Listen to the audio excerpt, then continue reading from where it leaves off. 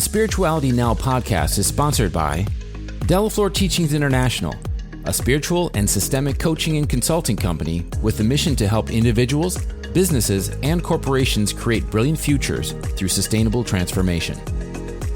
Also sponsored by the Network for Human Empowerment, a philanthropic TV network that serves Spanish-speaking communities with free, conscious education aimed to empower individuals to become the best versions of themselves. And our podcast producer, Ascend Media, Authority Syndication, delivering premium video marketing, podcast production, and social syndication.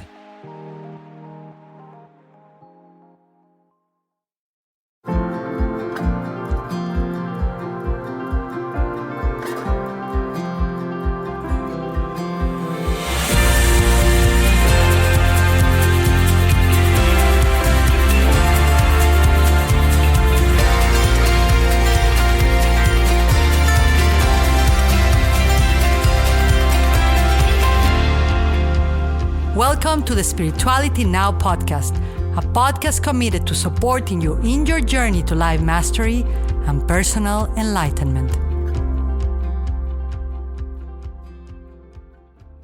Welcome to the Spirituality Now podcast.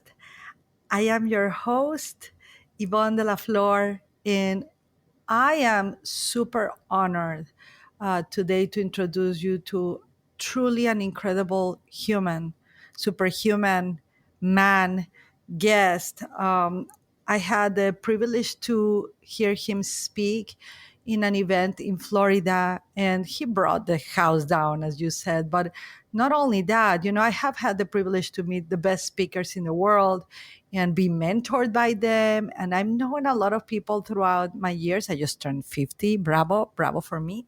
And when I heard our guest, I'm about to introduce him to you, speak, there was something in my heart that resonated with the truth of what he was sharing. There was something in my, in me being a human that could relate to him, regardless of what you're going to hear of a disease he was diagnosed with that many people suffer in the world. I will bring awareness to it. My grandfather had it. It's called Parkinson's disease.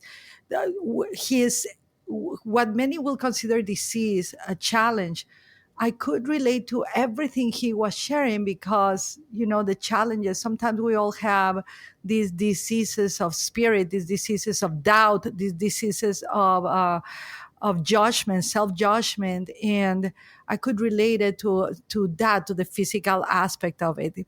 And I'm going to introduce him to you. So I stopped just going all around. But before that, remember that this podcast is philanthropic. We are self-sponsored. We are sponsored by the company Delaflor Teachings International, my company. So we can keep this podcast open, as pure as possible. No ads, no sales, just give a space of grace and a space of reverence and respect to our speakers and to our guests who are incredible in their craft, the best of the best in the world. And we are also sponsored by Ascend Media, Authority Syndication Media, who make me look good because they edit all my my Spanglish, my accent, and they edit our podcast. They produce it. They make sure it's available to you in every single podcast venue out there: iTunes, Spreaker, Spotify, iHeartRadio, Google Podcast, Alexa, Sonos. Everywhere we have created incredible reach now, thanks to being self-sponsored and philanthropic, unbelievable. And thanks to you all that keep sharing this podcast. So that's on the only intro that I want to do today, because I really want to focus on our guest. We're gonna and Jimmy, his name is Jimmy, but he's known as Jimmy the Fox Ninja. He is an extraordinary motivational speaker. And when I tell you extraordinary, I mean, I saw things in stage that I've never seen before. I'm an aspiring keynote speaker. And when I watched him, I was like, damn, I'm in kindergarten of public speaking after watching him. He's a motivational speaker professional, Parkinson's advocate, and fundraiser, ultra marathoner, endurance athlete, American Ninja Warrior for, I believe, 9 seasons, father, a husband. He was diagnosed with young-onset Parkinson's in 2003. And he truly is an embodiment of strength, of courage, of perseverance. And what one of my mentors, Tim Grover, I'm going to say it to him right now. Tim Grover, who was the trainer of Michael Jordan and Kobe Bryant, says he's totally a cleaner. Tim Grover wrote a book called Relentless. He divides great athletes and great people of performance in 3 levels. He divides them by coolers, closers, and cleaners. And I don't want to explain to you, this is not a podcast about that book. One day I should do one because, it's such an incredible book of mindset worldwide that has revolutionized how we think and how we show up in the world. But he defines, the coolers, the closers, and the cleaners. And the cleaner is the person that, regardless of the circumstances, regardless of the dark side of life, regardless of the darkness, the challenges, the lows of the human experience, she finds a way to rise and thrive. And they have this quality that as they rise, as they thrive in the midst of unbelievable challenges, and I'll let Jimmy share that with you, they elevate others in their path. And that's what Jimmy does. Jimmy, thank you so much for being here. I'm going to hand the microphone to you. Welcome, welcome, welcome. Well, thank you, Yvonne, for having me. And that introduction was probably overselling. So thank you for that. I appreciate your words, and I'm sure you've seen, and I'm sure yourself are a much more accomplished speaker than I am. I just really have a good time and enjoy sharing my experience with people. And it's easy when you're telling your own story and hopefully I always say, hopefully if I can just get up there and motivate one person, and that would be worth it. And that's what I always shoot for. But thank you for having me. I'm looking forward to our conversation, and it's going to be fun. Yes, and Jimmy, Jimmy, his last name is Choi, by the way, but a lot of people know him by Jimmy the Fox Ninja. But he also is a world record holder, if I remember well from your speech, of burpee and push-ups. Correct. For both, yes. It was a lot of fun going after those, but I'll tell you what, and we'll probably talk about this as we get into our conversation here, is that, I didn't set out to break the world record. It was an opportunity that arose from the things that I was doing to better my own situation, and that brought about the opportunities to break world records and things like that. And then of course I used that opportunity to not only achieve a personal record, but also use that platform to raise some awareness and some funds for Parkinson's research. I think in both of my world record attempts, we've raised a combined of roughly $30,000 to $40,000 for Parkinson's research. So wow. Extremely proud of that. Yeah, and I just mentioned this because you said it was like overselling, but I think I undersold. Because I saw you live speaking. I saw the focus. I saw the grit. I saw the commitment that you have for using your story for something that will awaken humanity, not only in the awareness of Parkinson, but in our potential. I got out of that conference so inspired.